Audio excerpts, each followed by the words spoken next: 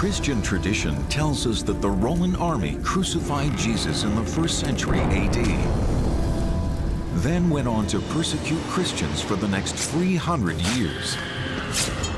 But is it possible that the religion of Jesus was actually spread by the very same people who nailed him to the cross? This is one of the secrets of Christianity being unearthed by investigative journalist Simcha Jacobovici. From deserts to tombs, from Rome to the Holy Land, Simcha tracks down the truth behind historical myths, long-held beliefs, and some of the greatest biblical stories ever told. Back in the 1st century AD, the Roman imperial army occupied Judea and was known as the most brutal military force the world had ever seen.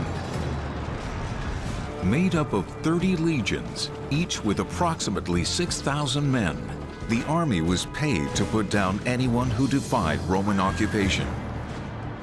According to the Christian Gospels, Jesus of Nazareth did just that.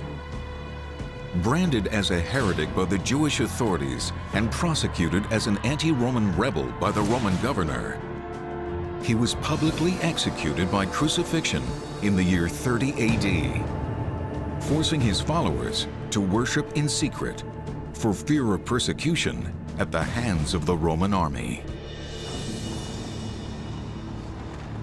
And yet, just outside the ancient city of Jericho, there is evidence that the same Roman army that oppressed Christians may have been secretly worshiping Jesus. Less than 3 kilometers from where the Roman army was garrisoned in the year 70 AD, there is a cave that seems to have been used as a church as early as the 1st century. Simcha has come here with the man who discovered the cave, archaeologist Yuval Peleg. The Roman military was around here, right? הצבא הרומי מגיע בשנת 68 בקיץ, במסגרת הדיכוי של המרד הגדול, הוא מגיע מהצפון, מגיע ליריחו. Right over here, right? Like 2 קילומטר, 3 קילומטר בערך, ומחכה שם לקראת העלייה לכיוון ירושלים. Peleg believes that the cave contains important archaeological information that may date to the time of the Roman occupation. Simcha wants to go down and take a closer look, but the cave is known to harbor a potentially fatal disease called cave fever, which is carried by ticks that live in the rocks. So before descending into it, both Simcha and Yuval have to protect themselves.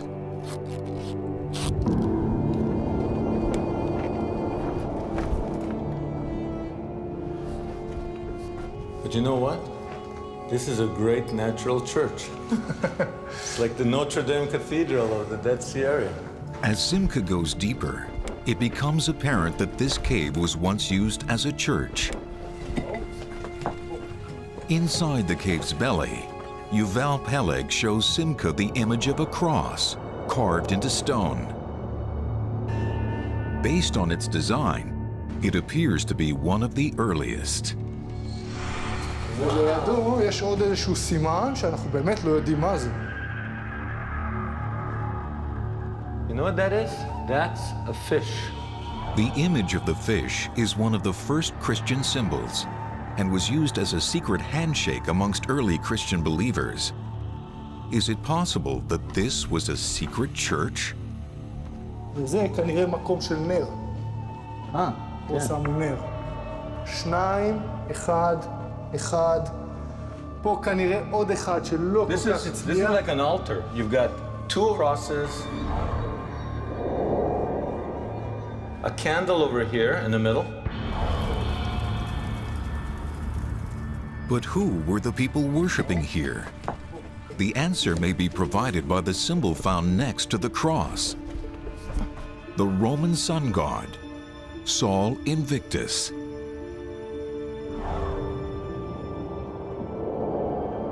The sun is a very important symbol in the Roman army, for example, Apollo, Sol Invictus. מסכים? Romans worship the sun as the supreme god. But here it is, with a vertical line dividing it into 2. Could this solar disk be how the first Roman Christians tried to integrate the Christian idea of the Father and the Son into the Roman belief in the Son. So is it possible that this cave was a secret church for Roman soldiers from the nearby camp? Simcha is now shown another symbol that may answer that question. A symbol that looks remarkably like a Roman military standard, known as the Aquila. A banner topped by an eagle, its wings spread wide in the shape of an upside-down triangle. Cloth or something. We have a puzzle. We have a sun, crosses, some kind of symbol. חידה גדולה.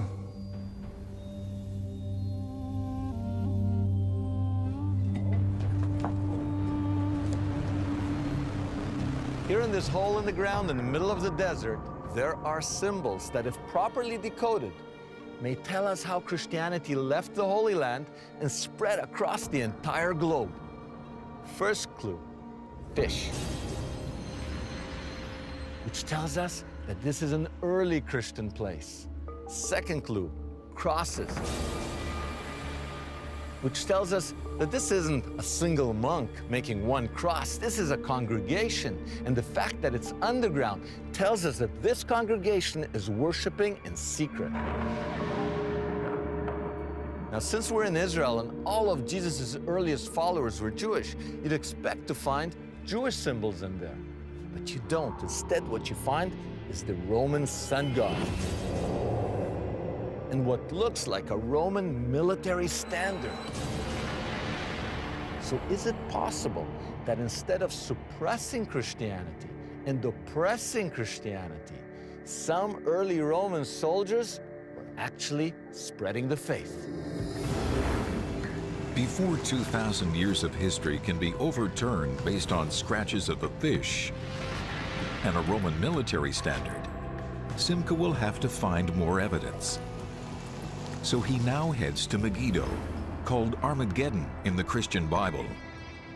It's here, right next to what is now a maximum security prison, that archaeologist Yotam Tefer has found a compelling connection between the Roman army and the world's first Christians. In the 2nd century, the 6th Legion came here between Tel Megiddo, where we're standing now, and Megiddo prison, in the big field over there. So the 6th Legion was camped right there, the Roman military. Yeah. They're basically occupying Judea. They control the north part of the country. It was during Tefer's excavation of the camp that inmates from the prison made their own amazing discovery while digging the foundations of a new cell block. What they found a mosaic containing images of fish. At first, they believed the fish were simply decorations, but as excavations continued, they found a definite link to Christianity. The first inscription, it was dedicated to Jesus Christ. Then we found another 2 inscriptions. The last one talking about Roman army officer, centurion, that give the money for the floor. So this mosaic, there's an inscription dedicating it. Dedicated by a Roman officer. It was confirmed. The mosaic belonged to a house church that was built by a Roman centurion. It was positioned on the border between the Jewish village and the Roman camp. Conclusive evidence that rather than oppressing the first Christians, at least some Roman soldiers were offering them shelter, a place where both Roman soldiers and Jewish villagers could worship Jesus together. But were they practicing Christianity as we know it today? Just like the sun symbol found in the cave near Jericho, the centurion's dedication may hint at a pagan sensibility. The mosaic says, dedicated to the God, Jesus Christ. But the New Testament never refers to Jesus as a god, suggesting that the Romans who worshipped here thought of Jesus as one of many gods. To their amazement, right next to the fish, Tefer's team also discovered remnants of a stone table, leading him to believe that the type of worship that was going on here was already highly ritualized. You think this table is really a precursor to an altar? Yeah, later on it became an altar, yeah. To share a communal meal. But this And- is huge, taking communion, eating together, Jews and Gentiles. And you found this We right at the found- edge between Romans and Jews. Yeah, Roman and Jews, they living together. Now, this is like 100 years before Christianity becomes the religion of the Roman Empire. This is why it's so important, because if we put everything together, it's evidence of Christian religion in the Roman army. Yeah. But was this Christianization only happening in the Holy Land? Or could it be that just as in Jericho and Megiddo, secret Christians in the Roman army were spreading the faith to Roman forts throughout the empire? To answer this, Simcha's investigation leads him to the largest Roman military base in the ancient Near East, the stronghold of Dura Europos. The conventional wisdom is that the world's first Christians were Jews and that they were persecuted by the Roman army. To escape, they fled north to modern-day Syria, Lebanon, and Turkey. But we've seen evidence that as early as the 2nd century, some Roman soldiers were Christianized. So is it possible that the world's first Christians went north, not because the Roman army was persecuting them, but because they were sheltering them? Not because they were fleeing from the Roman army, but rather because they were following the Roman legions northward. To find the answer, Simcha has followed the trail of the Roman army here to the Syrian desert, to a city the Romans occupied in the 2nd century. This stronghold had been buried under desert sands for some 1,600 years. Then, in 1920, a soldier digging a trench accidentally discovered it. When archaeologists began excavating, they soon realized it was the long-lost city of Dura Europos. Because of politics, it's impossible to travel from Israel to Syria. So Simcha must ask his friend, archaeologist Dino Politis, to investigate these Roman ruins for signs of Christian worship. Ségolène de Pontbriand has been helping to unearth the city's remains for the past 2 years. We call Dura the Pompeii of the desert, which is very incredible to have all this building in the same place. Despite the common belief that Christians weren't worshiping openly in the first centuries for fear of Roman persecution, archaeologists here uncovered evidence to the contrary. Not just a house church hidden in a soldier's home, but the world's oldest Christian church. Here in Dura, what's the best evidence that we have Christians? You are going to see the most important, which is the Christian building. This big door is the entrance for the main room. I think it's the oldest we have in the world. When archaeologists found the church, they also discovered the world's oldest Christian frescoes. However, they have since been sent to Yale University. The frescoes are proof that Christians weren't just getting by at Dura Europos, they were flourishing here. In one of the frescoes, there is an early symbol of Christianity. There is a good shepherd just over here. You can see the sky, also the shepherd here, and is holding a sheep. Early on, the Good Shepherd became a symbol of Jesus, borrowed from the god Attis, worshipped in the Roman army. This is the first proof for Christian art. It's very important.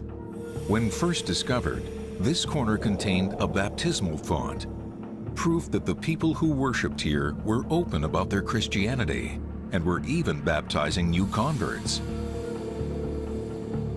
Finding this Christian church isn't enough to prove that Roman soldiers were taking up the faith here, but it does tell us that Christians were being tolerated.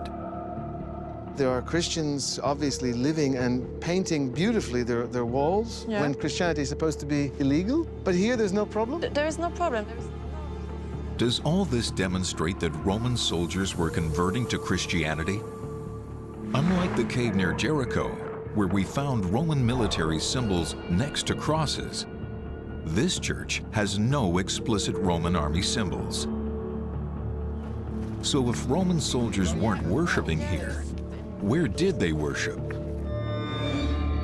Just down the street from the church, excavations have unearthed a temple devoted to the goddess Artemis. We are in the temple of Artemis, dated from the 1st century AD. So Roman pagan period. Yeah. Artemis was a fertility deity. She was the most popular goddess of the pagan world. Her cult was centered in Ephesus, modern Turkey. Here in Dura Europos, her temple was found right next to the Roman commander's house, known as the Praetorium. You could see this is a meeting room with some stairs. You can have a seat. Yes, we can see. I can see inscriptions too. In Greek. Yes. This is the name of the person who are sitting here. Strangely, none of these inscriptions refer to the goddess Artemis. But right above a stone seat that was inscribed with one worshipper's name, archaeologists found a cryptic symbol painted on the wall. The symbol is called the Satyr Square, or Magic Box. Not only does it predate the Christian church down the street, it might just hold a secret Christian message. They have found 4 Satyr Square, actually. Yeah. This is in this very temple. It was on a plaster. Just like that. This is a Roman inscription, and it could be like a code for the Christian. Code. It's for sure a soldier inscriptions. Is it possible that Ségolène de Pontbriand is right? Could this be a secret Christian code that was used by Roman soldiers? The Satyr Square is made up of 5 Latin words: rotus, opera, tenet, arepo, and satyr. But the square is also a palindrome, which means the same words can be read forwards and backwards, top to bottom. Always the same. So rotus read backwards becomes satyr. And opera read backwards is arepo. But then, hinged on the letter N, the word tenet remains the same. This appears strikingly similar to the cross found in the cave at Jericho. In the church at Dura, people worshiped Christianity openly. But in the army, where it was illegal, they may have needed the square to communicate their secret faith. Perhaps the square is a code within a code. To find out, we'll need to decipher the square. Dino now travels to the museum in Damascus. Rumor has it that right after they were discovered, 3 of the 4 squares were put into storage here.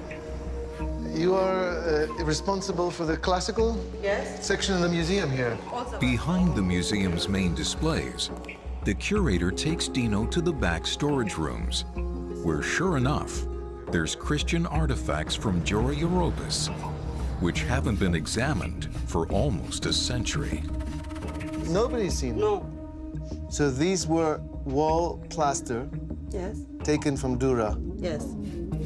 Dino immediately sees an image that looks like a Roman military sign. But instead of containing a vertical line, like the one Simcha found at the cave near Jericho, this one contains a full cross. Does this once again illustrate how the first Roman Christians blended Christian imagery with their own pagan beliefs? Something here. Something here. Suddenly, Dino sees a striking figure, a pictograph that looks like Jesus, arms spread wide in what scholars call the orante position, a symbol of piety. Here, there is a sun clearly visible behind Jesus' head, perhaps the oldest depiction of Jesus ever found. An image that would come to dominate Christian art for millennia. And right next to this image is an armored horse, evidence of a Roman military presence. Unfortunately, nowhere in the museum's artifacts can Dino find the satyr squares that he had come here to investigate. We have nothing like this here? No. Do you know the last time these were seen? Have you ever seen this? No. No. At Europa, we've seen evidence of the earliest Christian church, a place where they were baptizing people and gaining converts. But what about evidence of Christians in the Roman army? Well, they did find there 4 satyr squares. Is it possible that as Roman emperors began to persecute Christians, the newly minted Christians in the Roman army adopted the square as their secret symbol? Is it possible that the army that had crucified Jesus was now spreading Christianity in his name? Simcha is searching for evidence that the same Roman army that persecuted Christians was actually spreading its teachings behind the backs of its anti-Christian emperors.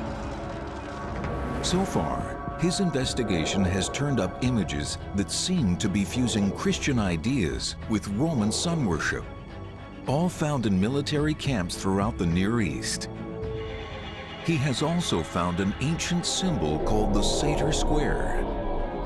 Does this Latin palindrome contain a hidden code that was used by secret Christians in the Roman army? The answer may be found here in the ancient ruins of Pompeii. Once a center of Roman culture, it was destroyed in the year 79 AD, when Mount Vesuvius erupted, showering Pompeii with fire and ash. Buried for almost 2,000 years under 6 meters of pumice, Pompeii is the perfect portrait of Roman life, frozen in time, just 49 years after the crucifixion of Jesus. In the ruins, archaeologists uncovered the remains of an ancient training facility for Roman soldiers. What suggests that this is a military place? We have a couple of graffiti on the columns here that do suggest that there were soldiers here. We're in what's been called a palestra or a campus. This could have been like the Campus Martius in Rome, where the military could go and practice.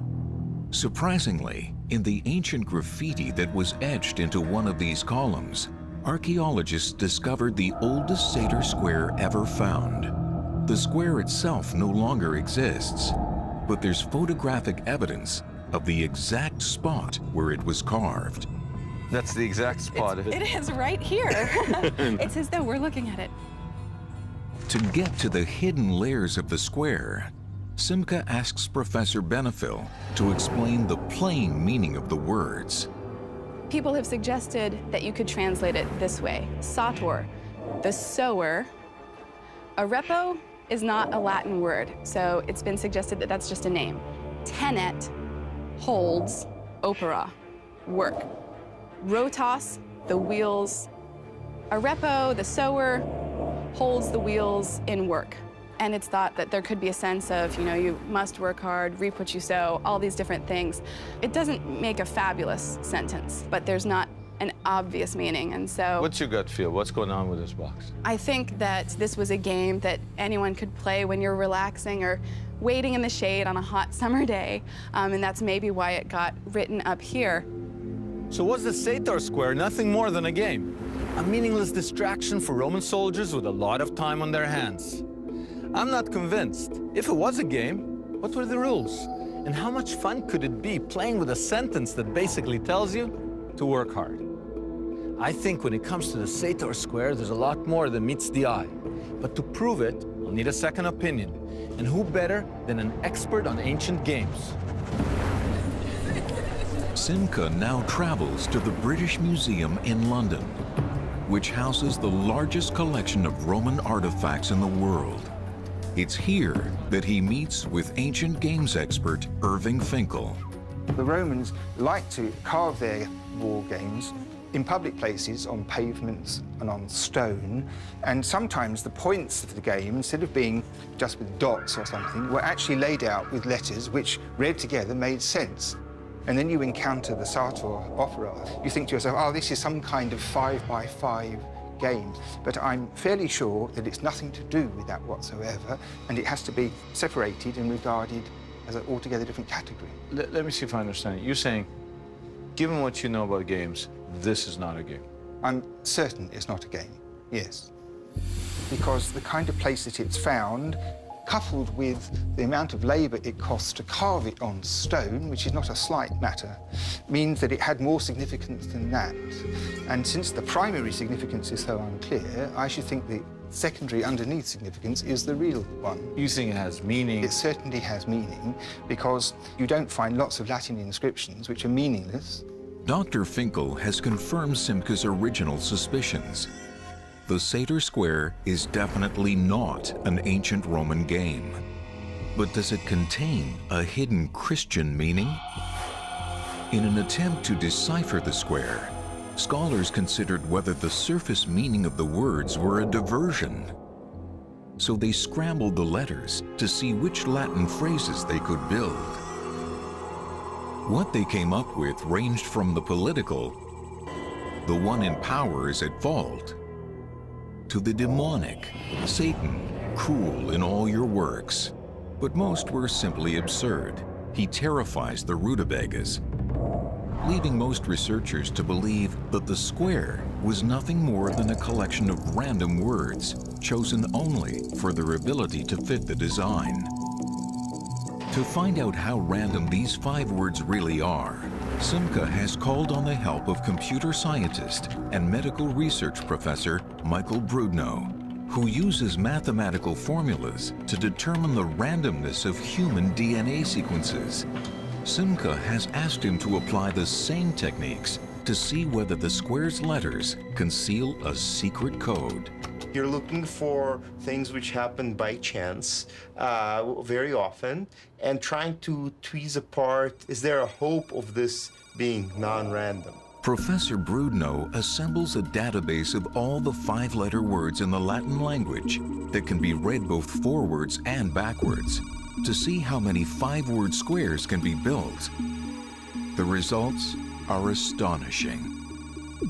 So from these, we built 50,000 squares. 50,000 squares. So 50,000 squares, that's a lot of squares. It's right now generating all 50,000 squares. Of the 50,000-word squares that the computer generated, only the Satyr Square's debatable message of "holds the wheels in work" appears to have any metaphorical value whatsoever. So what does this tell you as a kind of pattern finder? These squares are hard to build. With 21st century technology, it took us a couple of weeks to get to sort through all of them. The person who found these put in some time into this. So it seems unlikely that the Satyr Square was just a random invention. It must have had some kind of meaning. What do you think? I think the person came in with an intuition that these are the letters which I want. Because if he chose pretty much any other letters, the person wouldn't have succeeded in building the square. So the Satyr Square was not a Roman game after all. It seems to have had a hidden meaning built into it from the outset. But did that meaning have anything to do with being a secret Christian in the Roman army? To find that out, I'm going to have to go to the other end of the empire, to the forts of Hadrian's Wall. If I can find a Satyr Square there, then maybe I can prove that this is the cryptic symbol behind the spread of Christianity.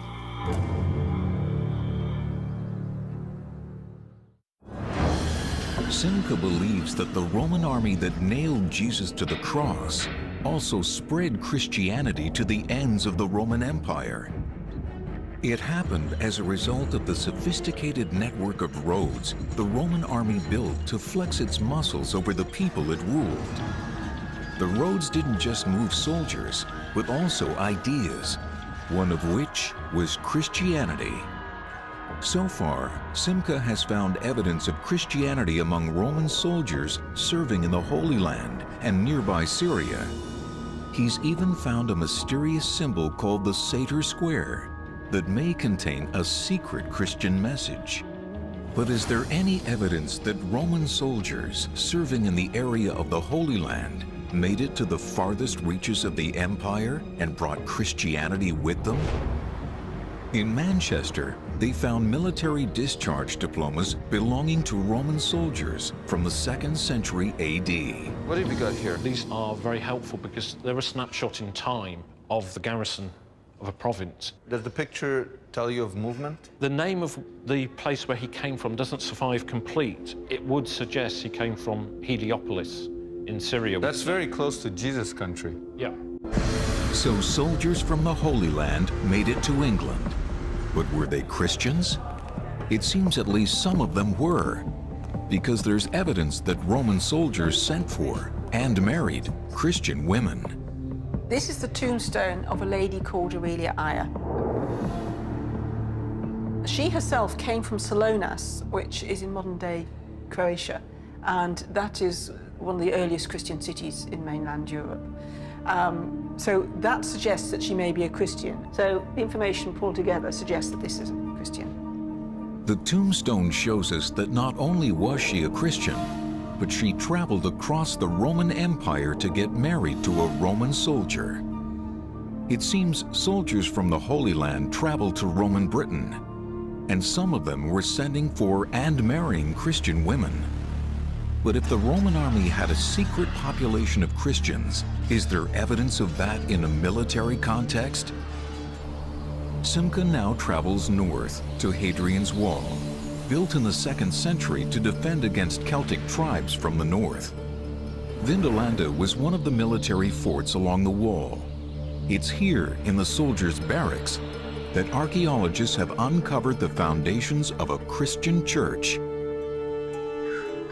A Christian tombstone, crosses, and a so far undeciphered symbol carved into a portable altar. This sun cross reminds us of the ones we found at the cave outside Jericho and at Dura Europos. But it has evolved even further. It's now more like an abstract portrait of the crucifixion. Further evidence that Roman soldiers were fusing both pagan and Christian ideas into one, and that they were carrying those ideas with them to the farthest outposts of the Roman Empire. The most famous Christian in the Roman army is the first English martyr, St. Alban. St. Alban is said in the accounts to have been martyred by Caesar, who caused this soldier to be arrested for being a Christian, refusing to carry out pagan ceremonies, and has him executed. This story demonstrates why it was important for Christians in the Roman army to keep their faith a secret and share a symbol that no one could decode. I think that the square is likely to be Christian. Christians would be able to use this as a secret way of communicating with each other. To find that symbol, Simcha now travels back to the city of Manchester. Once a western outpost of the Roman Empire, it's here that archaeologists uncovered the fragment of a satyr square that just might be the oldest Christian artifact ever discovered on British soil. So was this a big surprise? You could say that, yes. It's one of those wonder moments for an archaeologist when you come across a find like this. You've recreated that around that, eh? We have enough there to enable us to be very confident in reconstruction. This is a very standard piece of Roman pottery called an amphora, and these were big storage jars which were used for olive oil, fish sauce, wine. This kind of clay jug was used to store wine, and the fact that it has the satyr square engraved right on it strongly suggests it had a ceremonial purpose. Maybe it was used during communion. And the interesting thing with this find, it came from a rubbish pit between two buildings. Simcha now finds out that the rubbish pit was located next to a Roman military fort. There would have been auxiliary soldiers bringing their religions with them, one of which would have been Christianity. So why not for a soldier to put this piece of graffiti on the emperor for a subverted religion that he totally believed in? So you just look at it, it's some letters, but it could preserve somebody risking their lives for their faith. I think it's remarkable that he's got such a small fragment, but there's such a big story.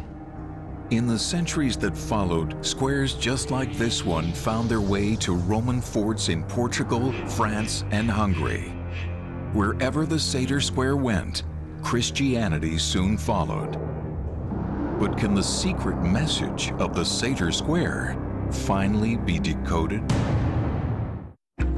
Simcha has found the Satyr Square in a Roman military context, at the farthest outposts of the Roman Empire, in both Britain and Syria.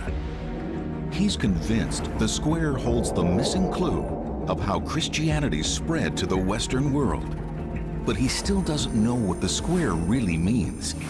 To break the code, he's going back to where the earliest Satyr Square was found, here in Pompeii.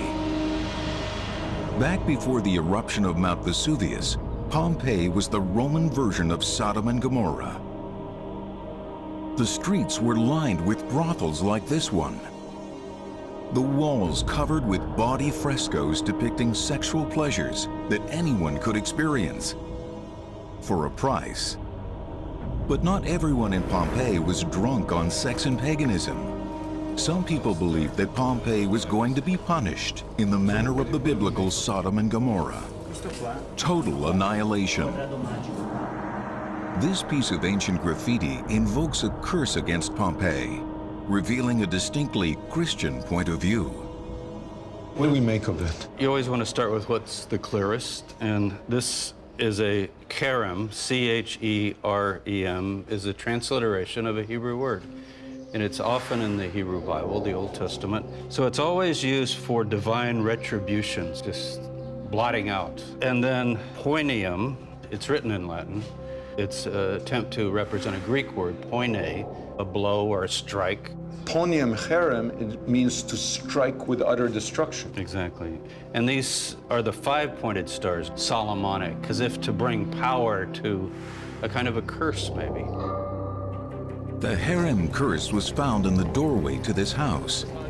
It seems to have acted as an amulet, warding off immoral activity. But who were the people who lived here? Inside, archaeologists found a fresco that depicts the owners, a man named Paquo Procolo and his wife. From the fresco, we learn that Paquo wasn't Italian. He probably came from the Middle East. In his hands, he holds Roman citizenship, given to soldiers after 25 years of service. But is there any evidence that Paquo Procolo was a Christian? From the Pompeian record, we learn that at one point he purchased a bakery. He then discovered that his building was adorned with pagan sexual imagery, which Paquo felt compelled to cover up, evidenced by the remains of white plaster. Then inside, above the bakery's main furnace, archaeologists uncovered a cross, strong evidence that this former Roman soldier was now practicing Christianity openly. Simcha now wants to see if any other artifacts were found at Paquo's house. Suddenly, he is presented with an inscription whose existence he was not aware of. Not a photo, not a fragment. It is the world's oldest surviving Satyr Square. Questo non è della stessa casa? Sì, Paco proprio. Ah, the same house, he said. But they're saying that this Satyr Square was found in the same house as the harem inscription. This square is dated no later than 79 AD, just 49 years after the crucifixion of Jesus. And right above the square, we also find the image of the fish, inscribed in the same style as the one found at the cave near Jericho. I think we found where the magic box came from. Clearly, the square was no game. Here it was found in a doorway alongside biblical symbols and curses. We even know the name of the former soldier who inscribed it, Paquo Procolo. But we still don't know what it means. So Simcha pays one final visit to Dr. Irving Finkel. The likelihood is that it's an early Christian device in which they wanted to write the words Pater Noster in such a way that it wasn't obvious that that's what it was. And you think it has Christian meaning? Anybody who takes the effort to write an inscription has a meaning behind it. And meaning is sometimes transparent and sometimes obscure and sometimes both at once. Dr. Finkel believes that the square refers to the phrase Pater Noster. As it turns out, when you reorder the square's 25 letters in the shape of a cross, using the square's only end as your axis, you can create the Latin phrase Pater Noster, which is translated as Our Father. The first two words of the most important Christian prayer in the Gospels. Arranging the words in this way leaves 4 letters outstanding, 2 O's and 2 A's, which seems to represent Jesus' famous lines from the book of Revelations. I am the Alpha and the Omega, the beginning and the end. But there may be one other Christian message encoded in the square. It involves a repo, which is the only word that has no meaning in Latin. What if it is a mix of Greek and Hebrew, just like the curse found in Paquo's doorway? In Greek, there is one word that sounds a lot like a repo. That word is Aleppo, which sounds like a Greek version of the Hebrew A, once again forming the Alpha and Omega. Using the word Aleppo would have ruined the palindrome, so the similar sounding Arepo was used instead. If this is right, the Seder Square's 5 words read, "The Alpha and Omega hold the wheels in work." In other words, decoded, the secret message that Roman soldiers were spreading is, Jesus makes God's work possible. Found with Roman and early Christian symbols, the Seder Square hides an image of the cross, a secret prayer, and a concealed message, all pointing towards a Christian meaning. Found at Roman military camps across the empire, it also tells us that at a time when Christianity was an illegal movement, Roman soldiers weren't just adopting Christianity, they were adapting its symbols for their own needs, thereby shaping Christian ideas and icons for future generations of worshippers. The common perception has been that the Roman army persecuted Christians for the first 300 years after the crucifixion, and that Christianity was being spread by apostles and martyrs. But compelling new evidence suggests that this is not the whole story. Finding the Seder Square all over the Roman military world tells us at least 3 things. First, that Roman soldiers were risking their lives by worshiping in secret. Second, that their idea of a sun god was influencing their idea of Jesus. Third, that the religion of love was being spread not only by people fleeing the Roman army, but by people serving it.